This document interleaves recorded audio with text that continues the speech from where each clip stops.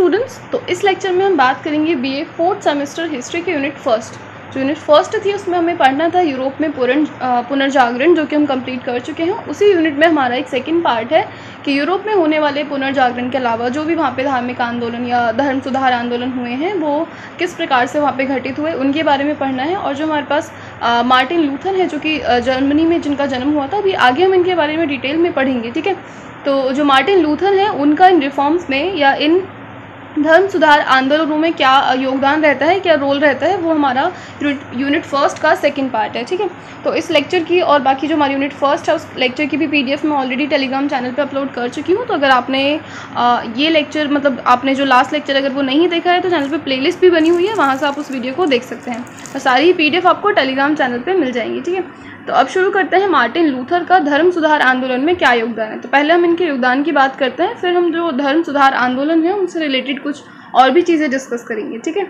तो सबसे पहले मार्टिन लूथर, जिनका जो जन्म है वो 10 नवंबर 1483 में हुआ है। जर्मनी के एक बहुत गरीब परिवार से मतलब किसान परिवार से ये बिलोंग करते हैं। और इनके जो फादर थे वो चाहते थे कि जो लूथर हैं वो बड़े होकर के एक वकील बने, तो ठीक है। तो इनके पिता चाहते थे कि ये वकील की पढ़ाई करें, लेकिन इनके जीवन काल में एक ऐसा समय या एक ऐसा दिन आता है कि जिनसे पूरा का पूरा जो इनका जीवन है वो परिवर्तित हो जाता है, किस तरीके से अपने डायरेक्शन चेंज करते हैं, ठीक है। तो देखिए लूथर जो थे वो स्टार्टिंग में तो पोप के विरोधी नहीं थे। देखिए पोप कौन है, क्या होते हैं, वो हम फर्स्ट वीडियो में डिस्कस कर चुके हैं। क्योंकि अगर हम बात करें 14 या 15 सेंचुरी की, तो उस टाइम पे यूरोप में जो था वो चर्च का प्रभुत्व बहुत ज़्यादा था। तो चर्च में भी हमारे पास 3 टाइप की आइडियोलॉजीज़ थी, जहाँ पे जो कैथोलिक थे वो सबसे ज़्यादा पावरफुल थे और मतलब एक तरीके से वो बहुत ज़्यादा कट्टरपंथी सोच थी उनकी, ठीक है। ऑर्थोडॉक्स भी हुआ करते थे, बट जो कैथोलिक चर्च था वो बहुत ज़्यादा पावर में था और उसमें जो सबसे सुप्रीम हुआ करते थे वो पोप हुआ करते थे। इनके अंडर में आर्क बिशप्स हुआ करते थे, फिर फादर हुआ करते थे, ठीक है। तो जो पोप है, पोप के विरोधी लूथर शुरू में तो नहीं थे, लेकिन 1517 में जो सेंट पीटर चर्च है वहाँ पे या उसके निर्माण के लिए क्षमा पत्र पेश करके वो धन इकट्ठा करने की पोप की आज्ञा ने लूथर को चर्च का विरोधी बना दिया। तो धीरे धीरे मतलब जिस तरीके से लूथर ने देखा कि धर्म के नाम पे या फिर पोप और चर्च के नाम पे किस तरीके से लोगों को लूटा जा रहा है या किस तरीके से लोगों की भावनाओं के साथ खेला जा रहा है, वो सब चीज़ें देखकर धीरे धीरे वो चर्च के विरोधी बन जाते हैं। और इसी विरोध में विटनबर्ग के कैसल गिरजाघर में मतलब कैसल चर्च में प्रवेश द्वार पर ये 31 अक्टूबर 1517 को एक अपना विरोध पत्र लटका देते हैं, ठीक है, जिसका नाम इन्होंने रखा था 95 थीसिस। देखिए 95 थीसिस मतलब इन्होंने 95 रीजंस दिए लोगों को कि क्यों आपको जो पोप है उनकी बातें या उनका जो भी, जैसे बाइबल में काफ़ी सारी चीज़ें लिखी गई हैं, लेकिन बाइबल में जो चीज़ें लिखी गई हैं ये लोग बाइबल के ही नाम पे उनसे अगेंस्ट या उनके अलावा लोगों से चीज़ें करा रहे थे। मतलब लोगों को धर्म के नाम पे, भावनाओं के नाम पे लूटा जा रहा था और लोगों से कहा जा रहा था कि ये सारी चीज़ें बाइबल में लिखी हैं इसलिए आपसे कराई जा रही हैं। तो यहाँ पर लूथर ने 95 रीजंस के साथ में लोगों को समझाने की और बताने की कोशिश की और उन रीजंस को इन्होंने इस गिरजाघर के प्रवेश द्वार पर लटका दिया। तो 95 स्थापनाओं या कथनों में चर्च द्वारा सभी उपायों से धन इकट्ठा करने की आलोचनाएं की इन्होंने। मतलब जो लोग धर्म के नाम पे, चर्च के नाम पे लोगों से धन इकट्ठा कर रहे हैं, लोगों को लूट रहे हैं, उनको काफ़ी ज़्यादा क्रिटिसाइज यहाँ पर लूथर ने किया और लैटिन भाषा में बाद में इसका जर्मन में भी अनुवाद किया। अब देखिए जॉन हस है, इनके विचारों को तो मतलब ये अपनाने को कहते हैं कि जो जॉन हस है ना, उनकी जो मृत्यु है वो लगभग 100 वर्ष पहले हो चुकी है, बट कहीं ना कहीं उनके विचारों को अब लूथर ने जन्म देना शुरू किया।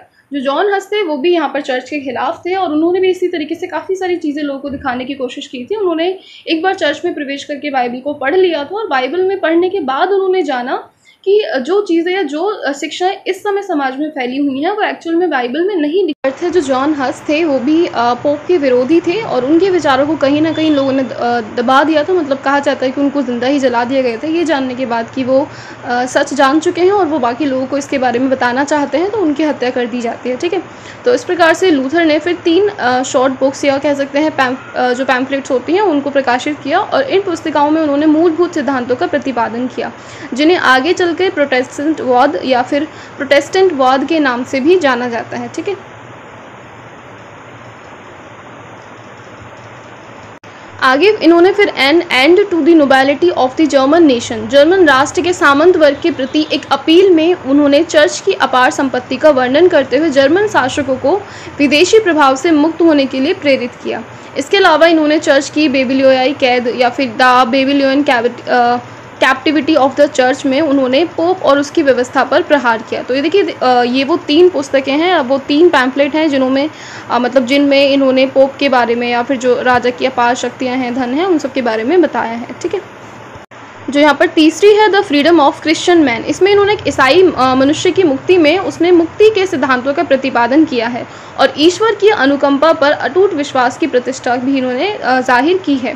इन्हीं लघु पुस्तिकाओं में प्रतिपादित सिद्धांत आगे चल के प्रोटेस्टेंटवाद के आधारभूत तत्व बन जाते हैं। ठीक है, फिर 1520 में लूथर को धर्म से निष्कासित कर दिया जाता है। इस अवधि में उनका जो मित्र है, सेक्शन का शासक है, वो उनका संरक्षण बनता है और काफ़ी ज़्यादा उनको हेल्प देता है। इसके अलावा जर्मनी के अनेक शासक जो कि चर्च विरोधी थे, वो लूथर को धर्म से बहिष्कृत करते हैं और उसे कोई भी क्षति नहीं पहुंचा पाते। मतलब केवल उसको धर्म से बहिष्कृत कर दिया जाता है, लेकिन उसको अभी कोई वो नुकसान नहीं पहुंचा पाए, केवल उसके मित्र और संरक्षकों की वजह से। अब हम बात करें रोम के पवित्र साम्राज्य की, तो यहाँ का जो अध्यक्ष है वो चार्ल्स पंचम था और ये भी जो था पोप का समर्थक था, लेकिन युद्धों में वो इतना उलझा हुआ था कि बढ़ते हुए धार्मिक असंतोष को कुचलने में वो असमर्थ रहता है। मतलब अपने धार्मिक असंतोष को वो नहीं दबा पाता है, क्योंकि वो अपनी युद्ध में और अपनी जो राजनीतिक जीवन है उसमें काफ़ी ज़्यादा उलझा हुआ है। दूसरी तरफ मार्टिन लूथर ने इस आंदोलन को सफल बनाने के लिए बहुत ज़्यादा कोशिशें की और अपने भाषण, लेख, पत्रिकाओं के द्वारा समाज में सभी वर्गों में जागृति उत्पन्न की। साथ ही साथ देखिए यहाँ पर, क्योंकि तब तक प्रिंटिंग प्रेस का आविष्कार हो चुका है, तो उस प्रेस की सहायता से इन्होंने क्या किया कि जो बाइबल की शिक्षाएं हैं उनकी फ़ोटोकॉपीज़ या उनकी जो प्रतिलिपियाँ हैं वो लोगों तक पहुँचाया और लोगों को सही शिक्षा से उन्होंने अवगत कराया। तो इसी जागरण में शहरी मध्यम वर्ग के विभिन्न समूह और दस्तकारों की भूमिका सबसे ज़्यादा प्रमुख रही, जिन्होंने लूथर का पूरी तरीके से साथ दिया। 1521 ईस्वी में जर्मन राज्य की वर्म में आयोजित सभा ने उसे अपने विचार वापस लेने को कहा। ऐसा कर सकता है कि उसकी बातें तर्क और प्रमाण के द्वारा काट दी जाएं। तो इस सभा में उसकी रचनाओं को गैर कानूनी घोषित कर दिया गया और उसे कानूनी रक्षा से वंचित किया गया। तो उसने बाइबल का जो किया है वो सबसे पहले जर्मनी में अनुवाद किया है, ताकि वहाँ के लोगों को उसके विचारों से वो अवगत करा सके। अब बात कर लेते हैं लूथर के विचार और उसका प्रसार। तो देखिए, उसने ईसा और बाइबल की सत्ता को स्वीकारने और पोप को चर्च की देवता और निरंकुशता को नकारने की बात कही। साथ ही साथ चर्च द्वारा निर्धारित कर्मों के स्थान पर उसने ईश्वर में आस्था को मुक्ति का साधन बताया और सप्त संस्कारों में से उसने केवल 3 संस्कार माने। जैसे आपने 16 संस्कार सुने होंगे ना, उसी प्रकार से इनके यहाँ पर सप्त संस्कार हुआ करते थे, जिसमें से इन्होंने 3 को माना है: प्रायश्चित, पवित्र प्रसाद, रोटी। ठीक है,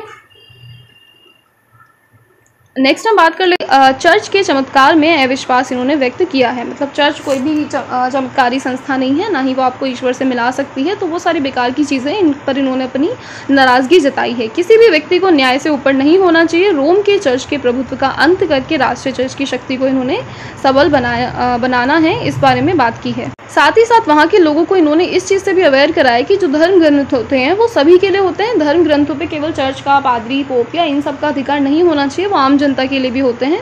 तो इस प्रकार से उनका जो ज्ञान प्राप्त है वो सभी को होना चाहिए और चर्च के भ्रष्टाचार को रोकने के लिए पादरी लोगों को विवाह करके एक सभ्य नागरिक की तरह जीवन जीने की अनुमति दी जानी चाहिए। तो मुक्ति केवल ईश्वर की असीम दया या ईश्वर में श्रद्धा या भक्ति के द्वारा ही प्राप्त हो सकती है। धर्म अधिकारियों की कृपा से वो प्राप्त नहीं हो सकती। क्षमा याचना से विशेष लाभ नहीं होता है। जो व्यक्ति वास्तव में पश्चाताप करता है वह यातना से भागता नहीं है, बल्कि पश्चाताप की चिर स्मृति को बनाए रखने के लिए उसे संघर्ष सहन करना पड़ता है। मतलब जिस तरीके से चर्च ने इस तरह की अफवाहें फैलाई हुई थी कि अगर आप पश्चाताप करना चाहते हैं या आपसे कोई भी गलत चीज़ें हो गई हैं तो उस प्रकार इतना धन आप चर्च में दान करें, या फिर इस प्रकार के पत्र आपको आवंटित कर दिए जाएंगे जिससे आपके जो पाप हैं उनसे आपको छुटकारा मिल जाएगा, आपकी जो सज़ा है वो कम हो जाएगी, आप नर्क में नहीं जाएंगे। इस तरह की जो बेकार की बातें हैं उनको इन्होंने वहाँ पे नष्ट करने की कोशिश की है। और जब वह अंतःकरण से पश्चाताप करते हैं, मतलब जब कोई भी मनुष्य मन से पश्चाताप करता है तो उसे अपने पाप और यातना दोनों से ही मुक्ति मिल जाती है, ऐसा कहा है मार्टिन लूथर ने। ठीक है, तो उन्होंने साथ ही साथ ये भी बताया कि कैथोलिक चर्च की श्रेणीबद्ध व्यवस्था को अस्वीकार करना चाहिए और जर्मन भाषा को चर्च के कार्य व्यवहार की भाषा बनाया जाना चाहिए। दूसरा जो चीज़ वहाँ पे मठवाद चल रहा था, मतलब कुछ लोग मिलकर के एक समूह संगठन बना लेते हैं, फिर धर्म के नाम पर लोगों को लूटना शुरू कर देते हैं, उसका अंत किया। धरती पर ईश्वर के प्रतिनिधित्व के रूप में पुरोहित के विशेष पदों को इन्होंने समाप्त करने की बात कही है। देववाद के सिद्धांतों को, धर्म ग्रंथों की सत्ता को सर्वोच्चता और प्राथमिकता दी। साथ ही साथ तीर्थ यात्रा और अवशेषों की यात्रा को इन्होंने मुख्य माना। ठीक है, अब लूथर का धर्म सुधार आंदोलन जो था वो लोकप्रिय और राष्ट्रीय आंदोलन था, साथ ही साथ सदाचारी ईसाइयों को अपने धर्म सुधार आंदोलन की ओर आकर्षित करता है। लूथरवादी शिक्षाओं में जर्मनी के देशभक्तों को भी बहुत ज़्यादा प्रभावित किया, क्योंकि विदेश पुरोहितों की शोषणात्मक नीति का अंत करना चाहते थे। अब उनके समर्थकों ने कैथोलिक चर्च के विरुद्ध विद्रोह किया, चर्च की जागीरें और जायदाद छीन ली गई, साथ ही साथ कैथोलिक पूजा, उपासना, इन सब का परित्याग कर दिया गया।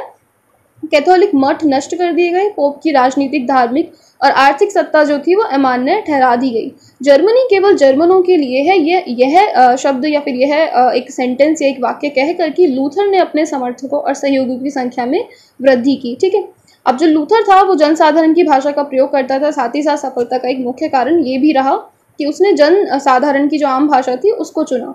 अब मार्टिन लूथर के विचारों के तेजी से पनपने पर होता क्या है परिणाम, कि जर्मनी में किसानों के विद्रोह की शुरुआत हो जाती है। ठीक है, अब देखिए यहाँ पे एक थोड़ा सा जो ड्रॉबैक हम कहेंगे वो ये रहता है कि क्योंकि जो कृषकों का विद्रोह था वो इस सोच या इस सूझबूझ के साथ शुरू हुआ कि जिस तरीके से लूथर ने धार्मिक विचारों को या धार्मिक स्वतंत्रता को महत्व दिया है, उसी प्रकार से कृषक विद्रोह को भी दिया जाएगा, तो कहीं ना कहीं उनका विद्रोह भी सफल होगा।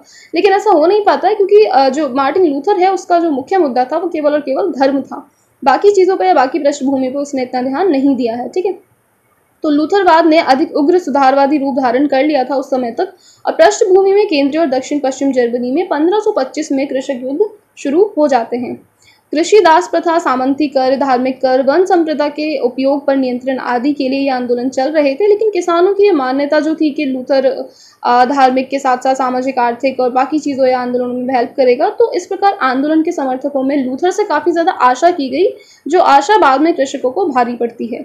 और परिणाम यह निकलता है कि जो लूथरवाद है वो धीरे धीरे निम्न वर्ग की सहानुभूति खो देता है। मिलते हैं नेक्स्ट लेक्चर में।